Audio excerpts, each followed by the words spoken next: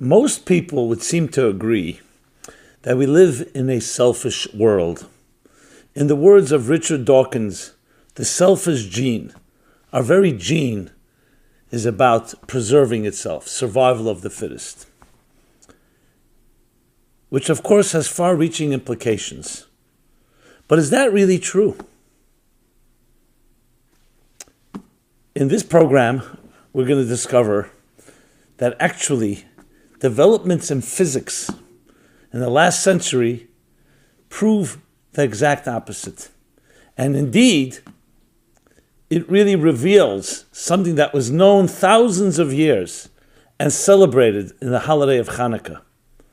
So I am pleased to present to you the physics of Chanukah light, learning how to shine.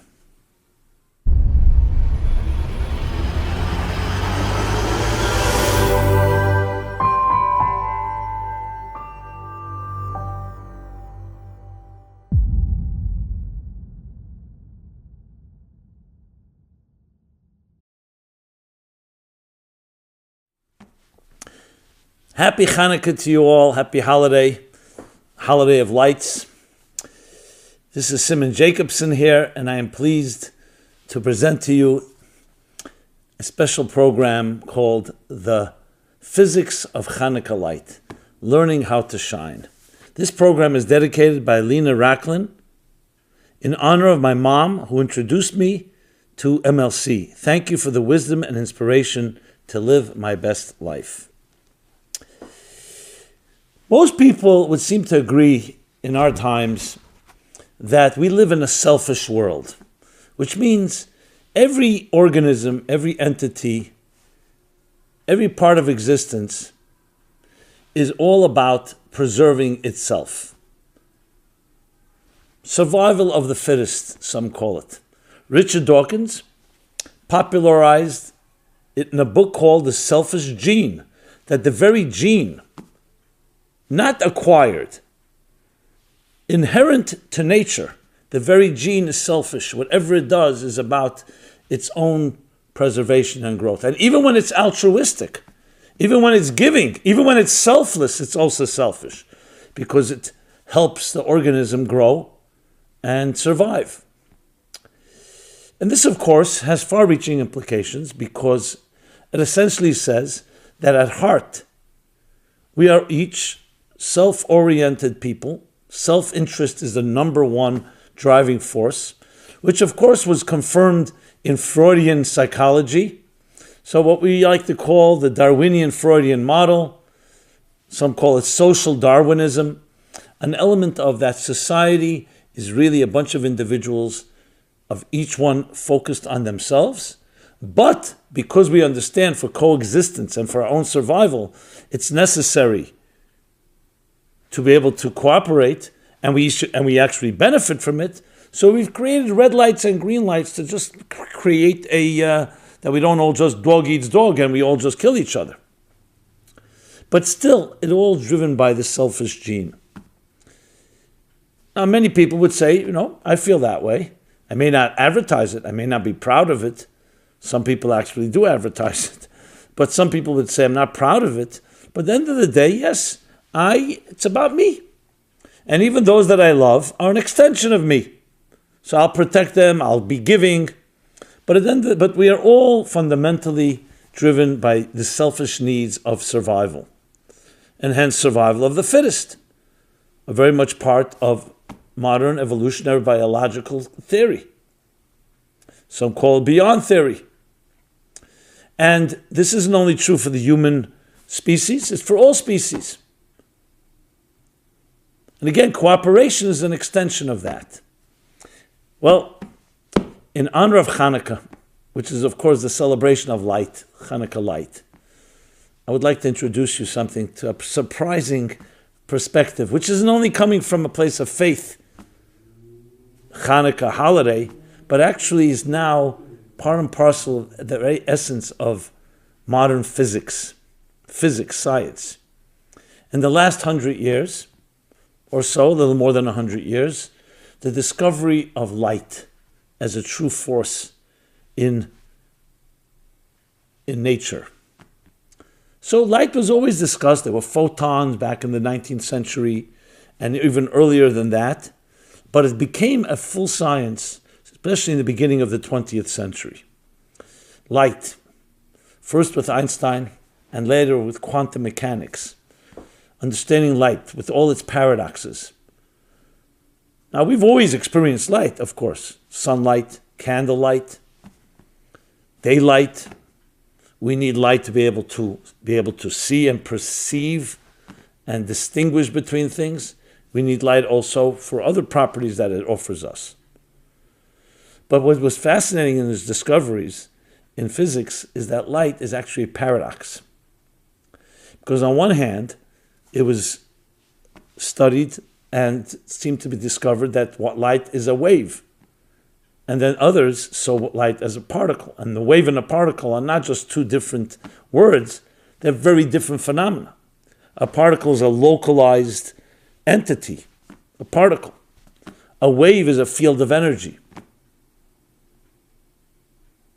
Especially in quantum mechanics, in the discussions of Heisenberg's uncertainty principle, it also is used as a concept where we don't know whether light is a wave or a particle until an observer measures it. And one observation may yield the result that it's a wave and others that as a particle. And they had different tests to demonstrate that. We don't need to go into the details, you can look it up. So what exactly is light in that sense? Einstein's famous theory, E equals mc squared, which is that energy equals matter with speed of light squared, introduced a whole other dimension to it all. That light is actually the edge of existence itself. Nothing could be faster than the speed of light. So light was not just illuminating the earth, sunlight, or other forms of light. It became energy, an understanding of the very forces that drive and define existence. But here's the most powerful aspect here. And until basically the 20th century, it was not really known by scientists. It was known by mystics. That light is the ultimate metaphor used in describing the energy of creation itself. The Kabbalists and the mystics use light as a metaphor. Now why? Because light is indeed a paradox. Does it exist or does it not exist? Now when I say it does not exist, doesn't mean it's not there. But let's look at light. It actually defies the very nature of what I described, that existentialism itself tells us that every organism and every entity is subject to. And that is that there's a self, a sense of self. What about light? Does it have a sense of self? On one hand, light exists. The sun is hundreds of thousands of miles away, or more than that.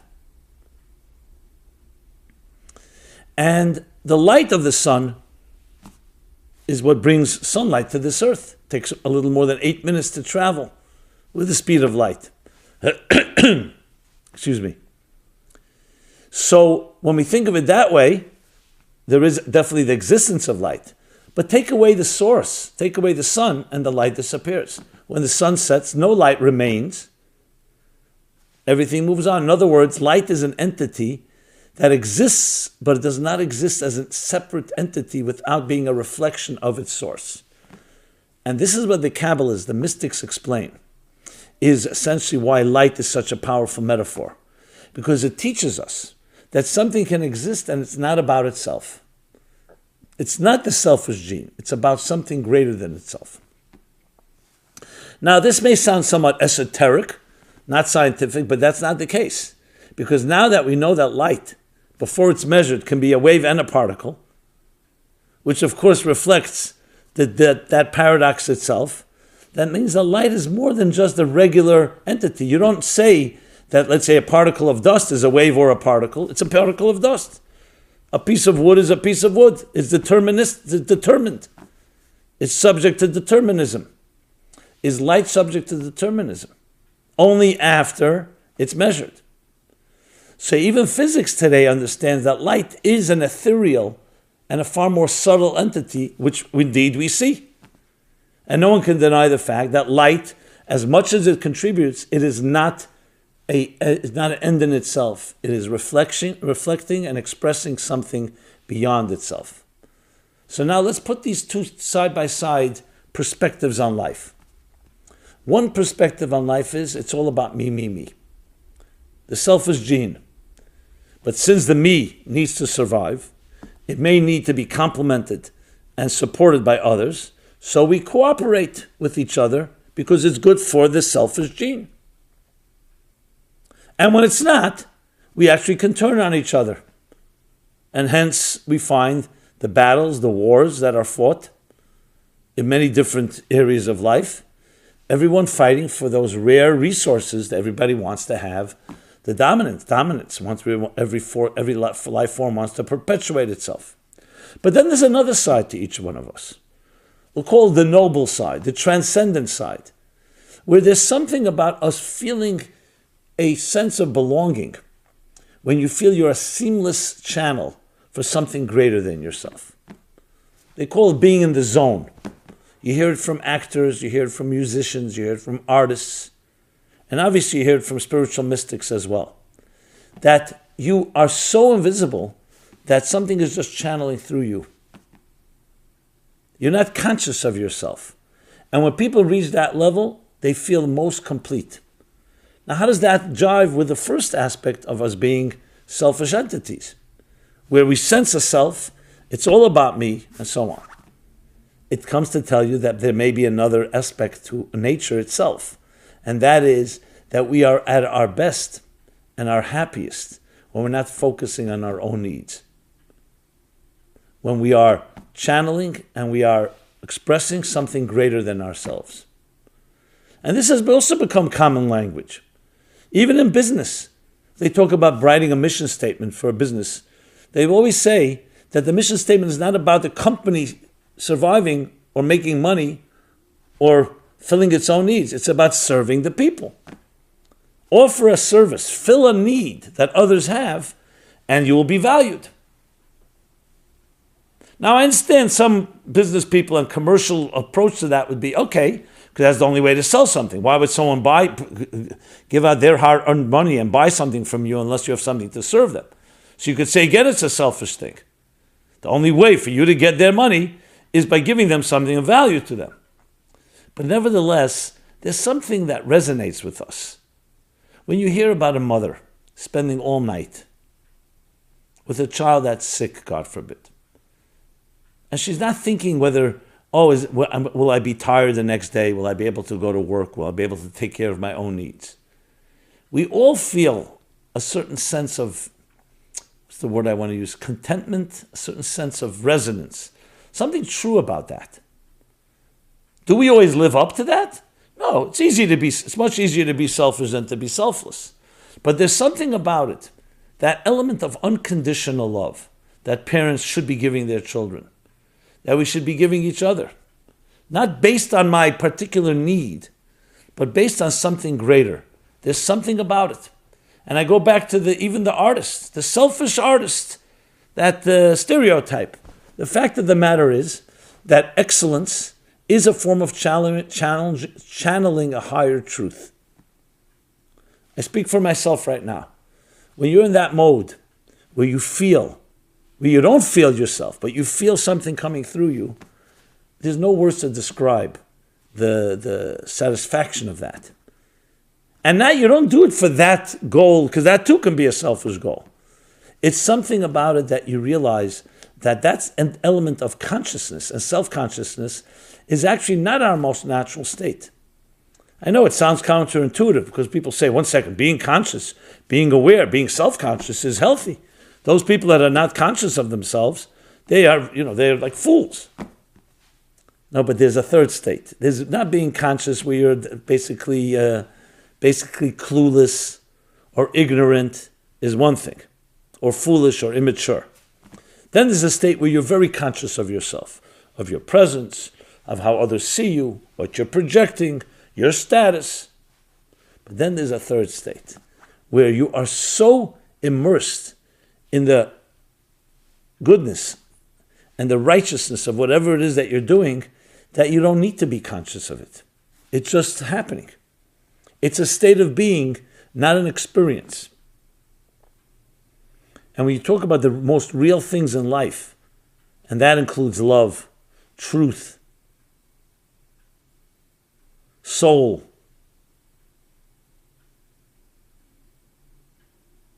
all those experiences are not commodities that you just go out and purchase. They're not particles. They're more states of being. And as such, they are experienced through allowing it to emerge. It emerges through us. It's channeled through us. When you're in that place, what happens is subject and object all melt into one. So when you think about light in that sense, light therefore becomes this tremendous, not just a metaphor, it's actually a teacher, a guide, that teaches us about another type of reality. A reality that we are here to be forces, to be ambassadors and channelers of higher truths. Each one of us in our own unique way. You tell me, would you prefer that or would you prefer just me, me, me? Because remember, me, me, me, even though at the moment it may feel comfortable and secure, but it only lasts as long as the me is there. Whereas when you are a channeler, when you are a channel of something greater than you are, and that something greater is immortal or eternal, then you become an extension of that eternity. It's a whole different reality. Very different perspective on life. So it's interesting that we have both properties. We have both elements, both choices, if you wish. The choice of survival of your own self and your needs, or being a light which is a channeler of a higher reality onto others. That whoever you meet and whoever you encounter, you are shining, you are glowing, you're illuminating. Because that's the ultimate difference. When something is in a state of taking, absorbing, about me, me, me, you're not shining outward. Your greatest strengths don't shine. What's happening is you're hoarding, you're collecting, you're gathering. When you're in a state of a channel to something greater, you become a light. So the secret to light itself is that selflessness. Because you can't illuminate others if it's all about you. When a teacher is teaching students, or a parent is extending kindness to a child, or two people who love each other in that profound way, what's going on is that it's not about me. That's why you are able to give. That's why you shine. If you get in the way, you will not be a transparent channel. So the very reality of light, being an illuminator, being something that warms others, is antithetical to the concept of me, me, me. That's not light. That's a different type of reality. What the Kabbalists and the mystics call it, and the Hasidic masters call it, there's a word for it. It's called yesh. Y-E-S-H. What's a yesh? A yesh means it's defined by itself and in its own parameters. I'm sitting in this chair right now. No one else can sit in this chair while I'm here. I'd have to get out of the chair to leave room for another. If I share with you a piece of my bread, some of my food, then I have less. If I give charity, I have less money. That's in the world of yesh. That's in the world, we'll call it a world of substance. It's about self. In a world of beyond self, the world of light, it's the exact opposite. The more you give, the more you become. Giving, yes, you may have less materially, but you have that whole dimension of quality. You have become a giver. You're giving off light. And we know when light spreads, like the butterfly effect, it spreads without limits. One light illuminates another ad infinitum. And the same thing warming others. So the interesting irony is that when you get the self out of the way, you become the greatest possible self. Not as a selfish self, as a selfless self. The self is perpetuating itself, but in a very interesting way, not through me, me, me, but through giving to others. So light is that exact paradox. On one hand, it exists. On the other hand, it's reflecting a source, And its transparency doesn't allow its ego to be in the way, and therefore it illuminates everything that it comes in contact with. So think of it this way, just as an example. Someone chooses you and says, I'd like to hire you, be my messenger. I want you to bring a gift to someone I love. They live a few thousand miles away. Okay, fine, very nice. But you have your own agenda. You may be paid for it, which is great. But let's say you have your own agenda and you decide, you know what, let me check out what this gift is like. So you know what, maybe I don't have to deliver it, or I'll deliver it in a certain way that I can benefit from it, and I won't give the recipient, the beneficiary, the entire thing, or in some distorted version of it. You obviously are doing something besides unethical. You're getting yourself in the way. You're only here to transmit, to deliver.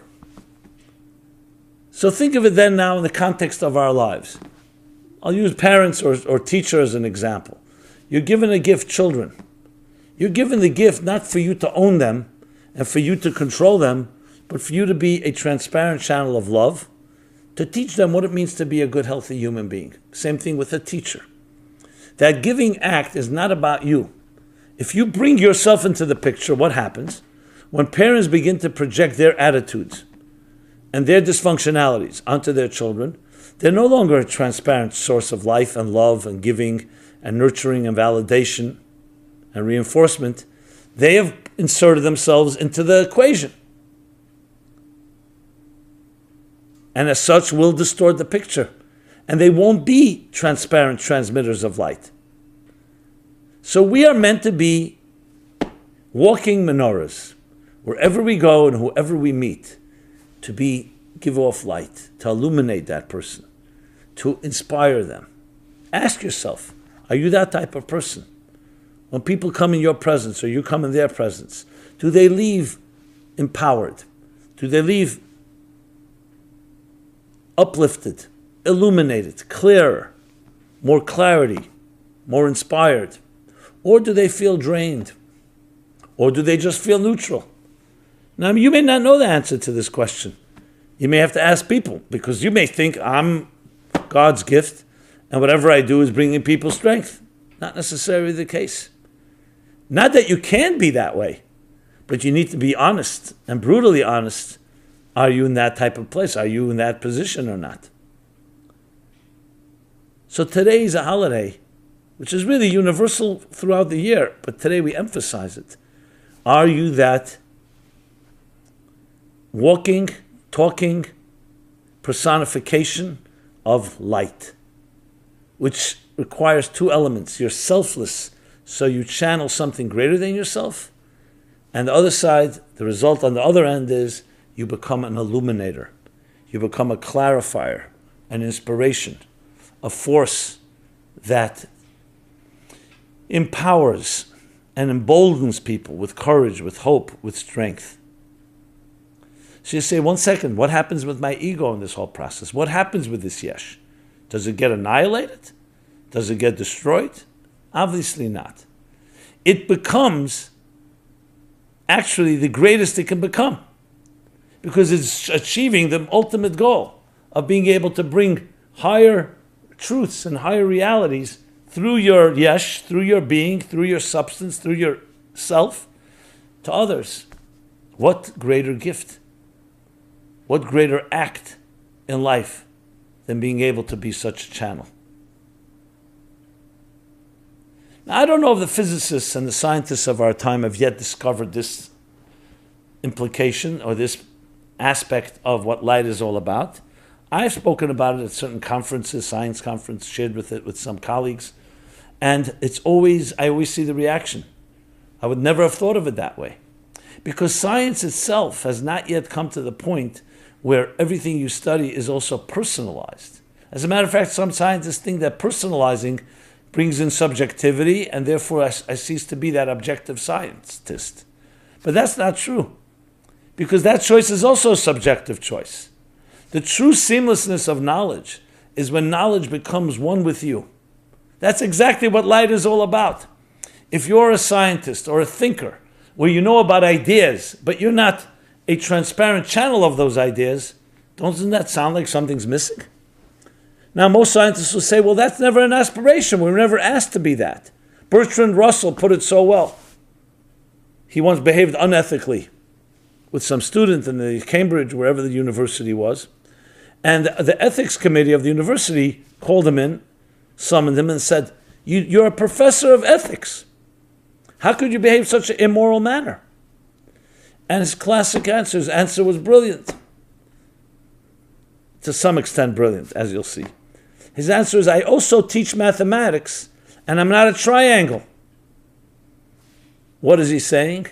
You don't have to be what you teach, and you don't have to teach what you are. It's a science. It's detached. That is classic Yesh. The knowledge can be correct. You may be brilliant, but there's a dissonance. There is not that transparent channel of what light is all about. Light does not speak that way. That's how a Yesh speaks. That's how a ego speaks. That's how a thing of substance that's self-aware of its own value speaks. How does light speak? Light's answer would have been very different than Bertrand Russell's. And light would say, figuratively speaking, you're absolutely correct. You're absolutely correct. If my behavior is not consistent with my teaching, something's wrong. I'm not serving my role. So light would say, wouldn't even have to answer itself because it would never, obviously, it would never be hypocritical and inconsistent with that dissonance. I am expressing that truth, and I live by that truth. That's what I am. And as such, what happens? It illuminates. When a student sees a teacher who lives up to what they're teaching, that you are what you teach and you teach what you are, what do you think? That also is a lesson in life. And if they see a teacher the opposite, what does that teach them? You don't have to do what you learn. It may all sound good on paper, may be good for others, but it's about me. It's not about the truth of the idea. So are you a carrier of truth? Or are you just a delivery man that's delivering it, but you have nothing to do with it? So ultimately, the way Maimonides puts it, in stark contrast to Bertrand Russell, he lived many more years before Russell did, that if you want to know who's the wise person, you don't look at their brilliance, you don't look at their scholarship, their oratory skills, you look at how they walk, how they talk, how they run their business, how they sleep, how they eat, how they drink, how they treat others. You could say, what's the connection? I have a brilliant mind, so maybe I may be obnoxious, or I may not know how to treat, I don't behave in a refined way. No, because then it's not real truth, then it's your truth. It's coming diluted through your experience. Can I really trust someone who's the truth they teach is not something that's permeated them through and through? Now, this doesn't mean we have to be perfect, but we should aspire to it. Bertrand Russell, when I first heard the story, what bothered me was not the actual response, was that he felt that it was fine. If he had said, listen, we're inconsistent human beings, we don't always live up to our truth that we believe in. Fine. Of course that's true. That itself is honest. But to say, I don't have to be a triangle, I don't have to be ethical, it's like almost turning it into a philosophy, that I and the teachings, I and the truth that I'm conveying don't have to be consistent. Now, why would I trust that? Just because you're smarter than I am? I always point that out. I'm not sure who coined this line, but I really like this line. People don't care how much you know until they know how much you care. That's what light does. That's the power of light. It takes the ego and suspends it. Not telling you to destroy it, we're not annihilating it, we're channeling it, we're harnessing it, is even a better word. We're harnessing it to our higher ends. It's a beautiful concept. So though physics in the last 120 years has definitely made big strides and great breakthroughs that are affecting technology, but it's still technology. What we need is the final frontier, is that the insights that light provides us actually becomes a living example for what we should be. We should be channels of light. They're looking for the superconductivity. There should be no resistance between the energy and matter. It begins with ourselves, that the energy that flows through you, through your matter, that your matter becomes so transparent that they are seamless. There is no tension between the two, which is, of course, the secret to all health. If someone asks you, what does health feel like? If they answer what it feels like, there's a problem. Health doesn't feel like anything. The life force within you, the blood that flows through you, everything that defines who you are is just smoothly, seamlessly flowing. You don't even feel it. That's a perfect example of matter and energy fusing as one. And the same thing with light. We, as children, when we're born, the light shines through our faces. Let's look at a child's face. Just look at that innocence. Yes, of course, there's skin, there's a body, there's limbs, there's bones, there's all the other layers. But there's some type of radiance that touches us, a purity, an innocence. And then what happens is, as life takes on, as the toxins begin to enter, as life takes over, there becomes a certain separation between what the mystics call the light, the energy, and the container. Matter and energy. The yesh and the oir in the Hebrew words. The light or the energy and its container, the way it's expressing itself. The face is no longer as transparent. And other things become more impediments. Maybe not completely, but it doesn't have that seamlessness. So our search for truth, our search for anything that's really worth living for, is really our search for becoming walking light. So though we don't necessarily we're not bodies of light, we begin having an ego, and we have a selfish gene, many selfish genes, and we have our self-interests, but the goal is to turn that into, like a wick to a flame, to turn that into light. So the mystics explain light is an entity, a conceptual entity that exists. The yesh, meaning the substance of our egos and our beings, sense of self, is who we are. The turn the latter into the former is the key, where you become that in the zone, channel of those deeper and higher truths. So Chanukah and its light has for us a tremendous message. Besides all the details and many things we can learn from the different aspects of light and so on, that very name word light teaches us something. It teaches us that the world is not about quantity but about quality. It's not about the substance, it's about what light it gives off. When you think of life in that way, things change dramatically. We're not material beings here and there having a spiritual experience. We're spiritual light traveling through a physical realm. It's a stage in our lives, this physical world, our bodies in this physical world. And the wise ones take the lesson to heart. And what do? We look at our lives and say, okay, what can I do to make my life more of a transparent one that people look at me, experience me, they experience something greater than I am. Now, none of us can say cold turkey change our lives from one extreme to the next, but we can begin. It comes down to the things we do, how we behave.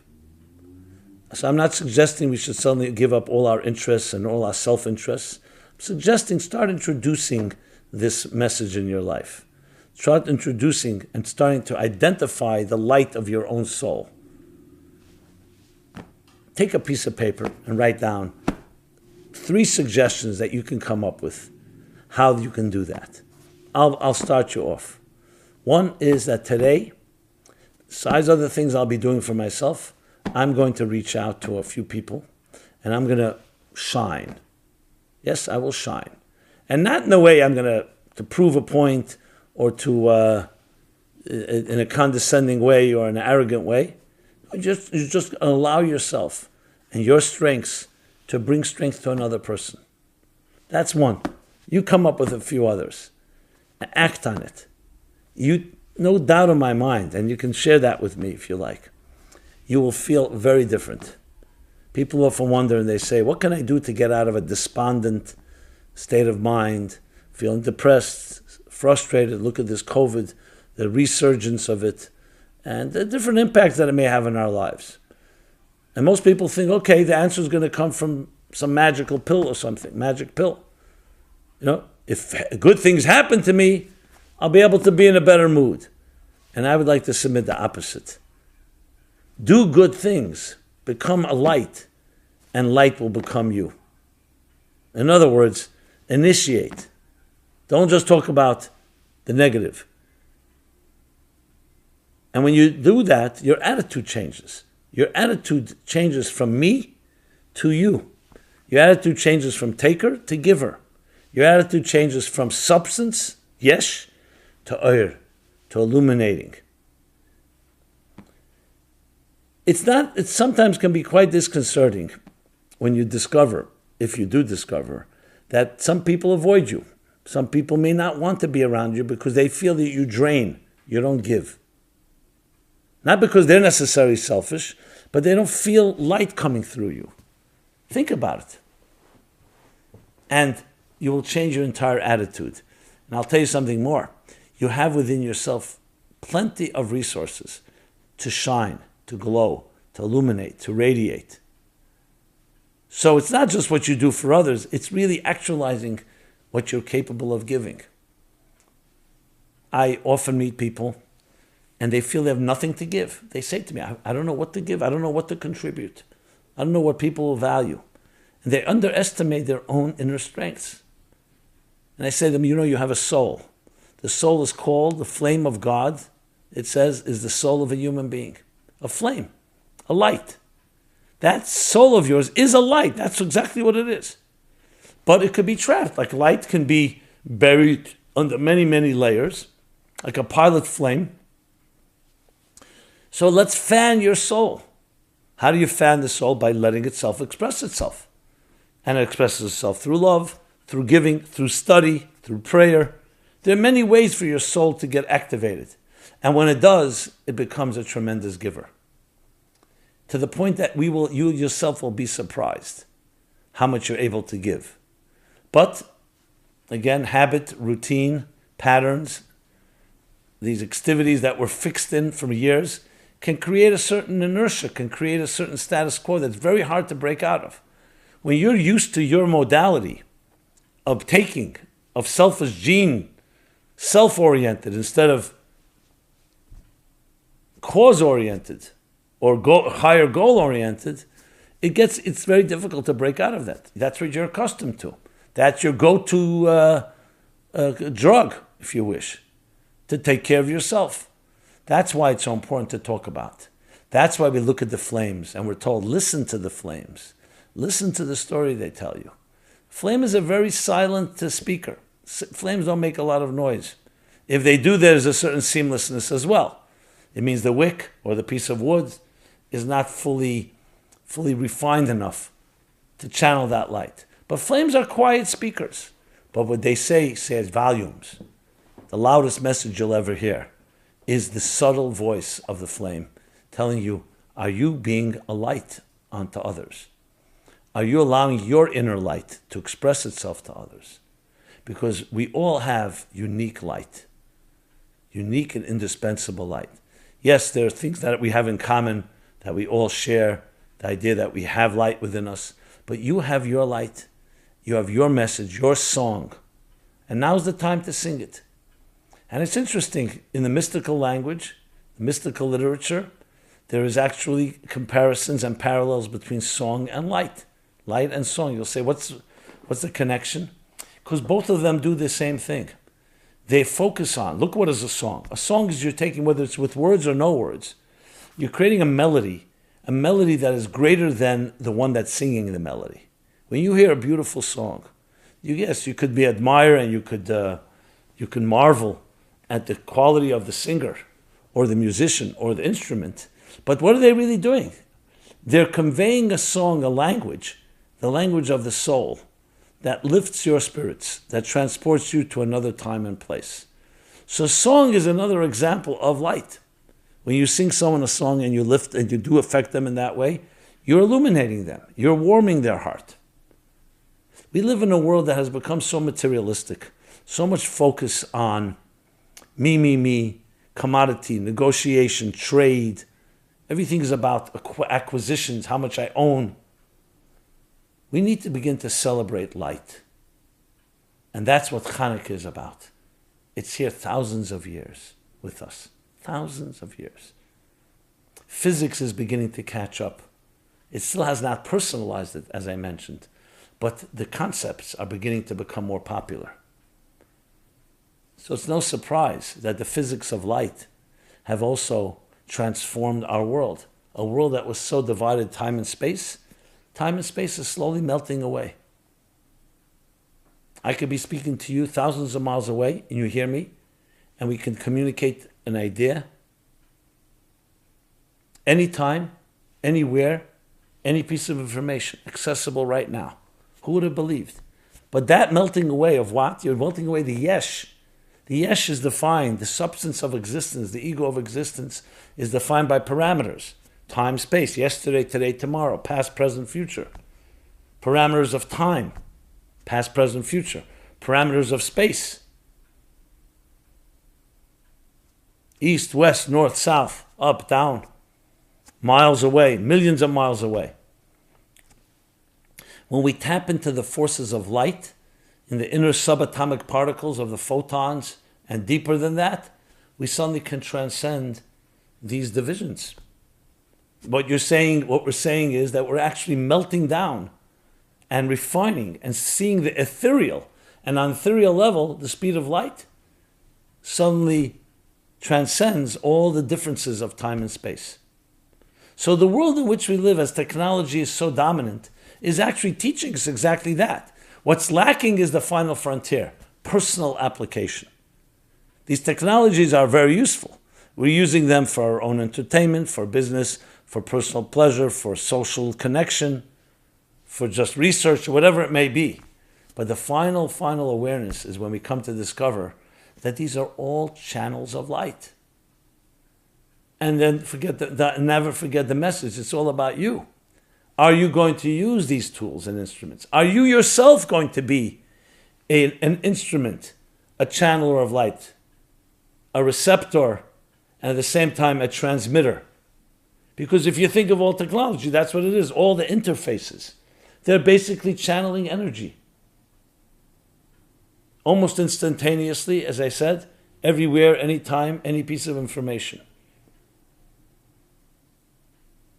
So light becomes then an example and metaphor of actually the seamlessness, where matter becomes simply a channeler of a deeper truth, a deeper energy. That's where we're at.